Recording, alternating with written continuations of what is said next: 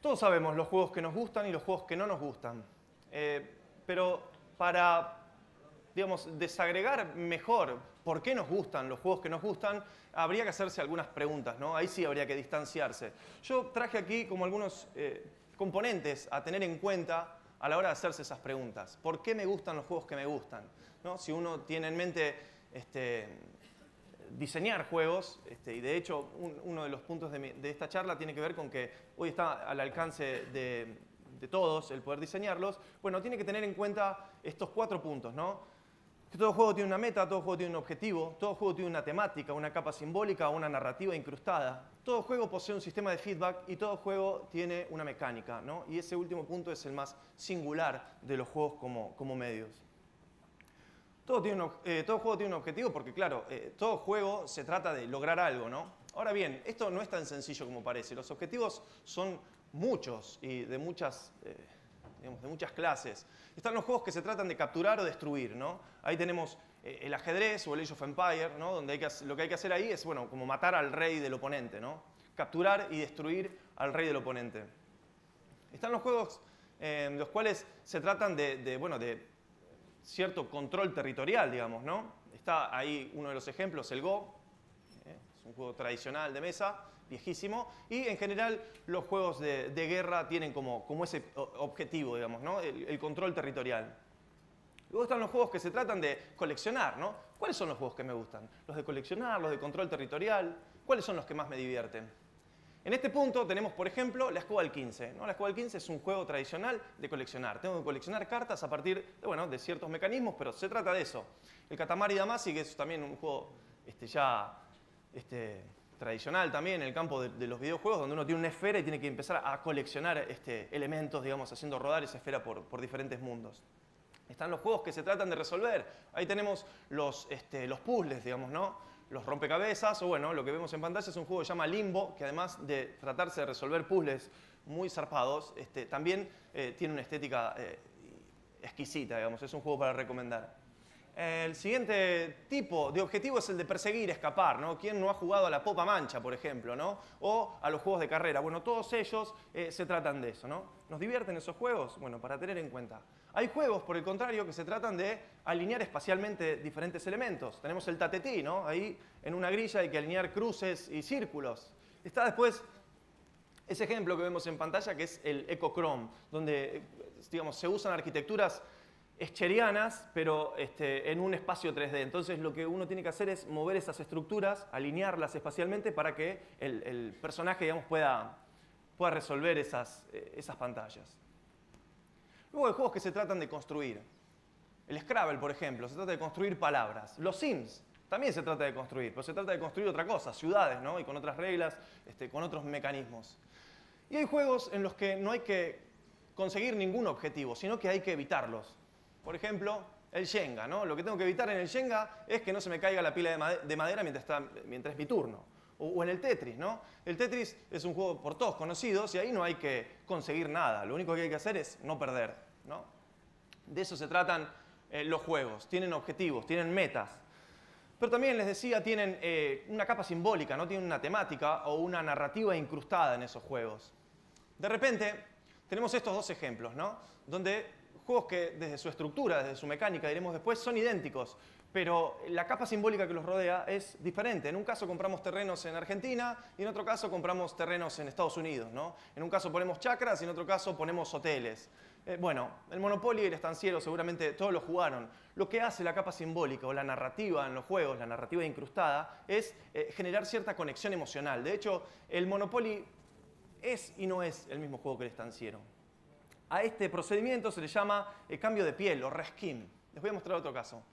En el episodio del Mundial pasado en el que Suárez mordió a un italiano, bueno, hubo muchas humoradas que usaron arquitecturas, digamos, estructuras o mecánicas ya existentes para tratar el tema. La que yo les traje es una que usó la mecánica del Pac-Man, ¿no? Y ya no se llama Pac-Man, sino Beat'em. No somos un come coco, sino que somos Suárez. No hay que comer cocos, sino que comer italianos. Y hay que escaparse no de fantasmas, sino de referees con tarjetas rojas. Salvo cuando nos comemos un lente para cieguitos y el referee se vuelve comestible, ¿no? Como los fantasmas. Bueno, reskin. Cada uno de estos elementos que les voy a explicitar, digamos, y a mostrar, forman como una especie de sistema complejo, digamos, en una estabilidad también compleja. Si uno modifica cualquiera de estos elementos, la experiencia de juego se modifica. Y es muy probable que tenga que retocar algunos otros para que el juego siga siendo entretenido o siga siendo interesante. Ahí vamos.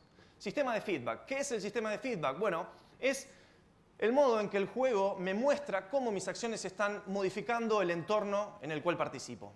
Un ejemplo muy clarito, el Tetris. Cuando yo juego al Tetris y elimino un bloque, o digamos, alineo una fila, digamos, con bloques, lo que ocurre con esa fila es que desaparece. El juego me dice que algo de lo que hago cambia el entorno del juego, ¿no? Feedback visual. Esa fila desaparece. Luego, al desaparecer, hace un sonido, ¿no? El juego me está contando también cómo mis acciones impactan a partir de un feedback sonoro. Al mismo tiempo, voy sumando puntos, feedback cuantitativo. Y mientras más me mantengo en el Tetris, más complicado me resulta mantenerme, ¿sí? Bueno, las piezas empiezan a caer a mayor velocidad y además ya no son tan combinables como al comienzo. Eso tiene que ver con el sistema de feedback. De hecho, seguramente aquí todos jugaron al Candy Crush, o la mayoría tal vez, y bueno, el Candy Crush tiene un sistema de feedback visual y sonoro que te hace sentir Gardel, ¿no? Vos tocas algo y te dice, delicious, ¿no? Y si, bueno, es fenómeno lo que acabo de hacer, pero no sé muy bien ni por qué lo hice, pero te da ganas de quedarte ahí. Bueno, eso tiene que ver con el sistema de feedback. Decía, la singularidad de los juegos y de los videojuegos es la mecánica. En el caso de los juegos analógicos, digamos, esa mecánica está como dicha. En los videojuegos hay que programarla, digamos. Esas reglas se traducen a programación. ¿Qué definen esas reglas? Bueno, definen las condiciones de inicio del juego, el modo en que el juego se va a desarrollar y las condiciones de victoria, derrota, empate, en fin, cuando el juego termina, ¿no? Eso está gestionado por las mecánicas. Dentro de esta particularidad hay varios subelementos que podríamos mencionar, ¿no? La modalidad de juego, cuántos jugadores y de qué manera participan en el juego. Tenemos el 1 versus 1 contra el truco, perdón. Bueno, aquí nuevamente siempre deberíamos hacer volar la pregunta de por qué me gustan los juegos que me gustan, ¿no? Fijarme en estos elementos y tal vez encuentre algún patrón, ¿no? Y a partir de ahí diseñar alguno. Bueno, decía 1 versus 1, el truco. 1 versus el sistema, los solitarios y el buscaminas van en esa dirección. Muchos versus muchos, como en el caso de los deportes, ¿no? El rugby, el fútbol, muchos más. 1 versus 1 versus 1, ¿no? El estanciero, el Monopoly y muchos juegos de mesa operan en este sentido en la modalidad de juego. El 1 versus muchos o muchos versus 1. Este no es tan común, pero hay un juego de mesa que se llama Scotland Yard, donde uno de los jugadores es el espía y los otros son detectives, ¿no? Y bueno, los detectives juegan juntos para atrapar al espía. Ahí hay una modalidad de juego que es singular, si se quiere. Muchos versus el sistema. Bueno, todos los multijugador en línea, sí, online, me salió una mezcla ahí media rara. Online tienen esta faceta. Después está el muchos versus muchos versus muchos. El Age of Empires también tiene una modalidad de juego que permite esta posibilidad. Bueno, modalidad de juego, otro de los elementos de la mecánica. ¿Por qué me gustan los juegos que me gustan? Hay que prestarle atención a estas cosas. Luego está la estructura de turnos. Puede ser en simultáneo, como el piedra, papel y tijera, o puede ser alternada, digamos, como, bueno, todos los juegos de cartas, los juegos de mesa, en fin. ¿Cómo sería un piedra, papel y tijera en el que primero tire uno y después otro? ¿No? Bueno, si hago eso, y no solamente cómo sería, porque sí, es fácil, tira vos primero y después tiro yo, pero claro, el que tira segundo me ganan todos los tiros. ¿Cómo sería modificar esa estructura de turnos sin que el juego pierda sentido? ¿No? Sin que valga la pena jugarlo, o sin que ya no valga la pena jugarlo.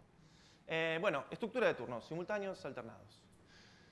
Otro punto en la mecánica tiene que ver con la economía de recursos, el manejo de recursos. Hay juegos en los que me tengo que, digamos, se me da a manejar territorio, como en el caso del TEG, o vidas, bueno, como en muchos juegos, en el Mario, por ejemplo, o tiempo, o municiones, como en los shooters, o leña, como en Age of Empires, y así podría multiplicar las opciones. Pero este punto también es significativo a la hora de armar juegos que me sean entretenidos. Debería preguntarme cuáles recursos me dan a administrar los juegos que me gustan jugar. Siguiente punto, el de la información. La información tiene que ver con qué tan al tanto del estado total del juego están los jugadores, ¿sí? Por ejemplo, en las damas o en el ajedrez, está claro que los dos jugadores están al tanto bueno, del estado total de la partida, ¿no? ¿Cómo sería un ajedrez con niebla, por ejemplo? ¿No? Que de repente yo no puedo ver más que cierta parte del tablero del oponente. O un ajedrez que se mueva en simultáneo, eso también habría que preguntarse cómo funcionaría. Bueno, la información es crucial, por ejemplo, en el juego Batalla Naval. Allí, para que el juego tenga sentido, es indispensable que mi oponente no sepa dónde puse los barquitos. Si el tipo sabe dónde puse los barquitos, qué gracia tiene, ¿no? Pero bueno, imaginemos cómo quebrar ese esquema de información. Yo podría poner una regla que sea como sonar o radar, donde se puede poner en juego solo una vez. Y el jugador exige al oponente de que le diga qué barcos, o si hay algún barco y en qué celda, en una fila X. ¿No? Yo digo, bueno, me tenés que decir en la fila 2 si hay algún elemento de tus naves, digamos, puestos ahí. Eso modificaría la experiencia de juego. Habría que ver si al modificar eso no tendría que modificar otra cosa para que el juego siga siendo interesante. Y bueno, después está el tipo de información privilegiada en los juegos de cartas, ¿no? Cada jugador tiene información clave, que bueno, es clave también que el resto no se entere qué cartas tiene. Eso pasa mucho, se nota mucho cuando tenemos un mal compañero de truco, ¿no? De repente te hace un 3 y te hace... Uno dice, no, pará, se enteró todo el mundo que tenía un 3. Claro. Lo que hace es quebrar ese esquema de información privilegiada. Siguiente elemento, tipo de interacción. Bueno, acá están los juegos de pelea, digamos, o de guerra, que tenemos un conflicto directo, o otros tipos de juegos tipo que proponen una interacción más bien, digamos, involucrada con la negociación, el intercambio, con el compartir recursos. Bueno, nuevamente, ¿qué tipo de juegos me gustan? Me ponen a interactuar de qué manera. Y por último, en el punto de las mecánicas, que tal vez sea el elemento de mayor sensibilidad en el diseño de juegos, tiene que ver con el diseño de toma de decisiones. Si nosotros le quitamos a un videojuego la toma de decisiones, lo que obtenemos es audiovisual lineal, digamos, ¿no? Obtenemos cine, televisión, pero no videojuegos. Este es un punto crucial en el que, bueno, podríamos hablar mucho y desagregar muchos ejemplos al respecto, pero no nos da el tiempo. Insisto, buscar material para quien le interese acerca del diseño de toma de decisiones. ¿Frente a qué toma de decisiones me ponen los juegos que me gustan? ¿No? Esa sería una buena pregunta para arrancar un juego. Y luego están las reglas implícitas, ¿no? Aquellas que el diseñador no dice, pero que, sin embargo, están acordadas por los jugadores. Imagínense que usted va al tatetí, juega al tatetí, el segundo tipo... Después que usted movió, se levanta y se va a cocinar el asado, ¿no? Y usted está sentado esperando, no. No se juega así, ¿no? Está claro que muevo yo y al ratito mueves vos, digamos. Podés pensar un poco, pero no 1 o 2 horas. Bueno, por ejemplo, en el Counter, que seguramente acá muchos juegos... Bueno, yo he jugado, soy muy malo jugando al Counter. Pero allá con los compañeros del fondo hemos jugado al Counter. Y lo que no se puede hacer en el Counter, por ejemplo, se puede hacer, pero no se debe, es campear. ¿Qué es campear para los que no conocen el juego? Bueno... esconderse en una parte del escenario y esperar que pasen los oponentes y matarlos. Eso no se puede hacer. Si juegan al Counter, no lo hagan porque van a recibir insultos. No hacer remolino en el metegol. Esa es otra regla implícita, ¿no? Uno va a jugar al metegol con tipos que son experimentados. Acá la compañera se ríe, algo de eso le pasó. ¿No? Y le agarra la manija y le da. Le dice, no, pará, sí. Entonces hace un gol de arco a arco, pero así no se juega. ¿Cómo sería traducir una regla implícita digamos, a convertirla en explícita? Bueno, diseñar un metegol que no permita mover el bastón en 360 grados, ¿no? Yo diseño un metegol en 180 grados y que se mueva en 180 grados y bueno, impido esa posibilidad.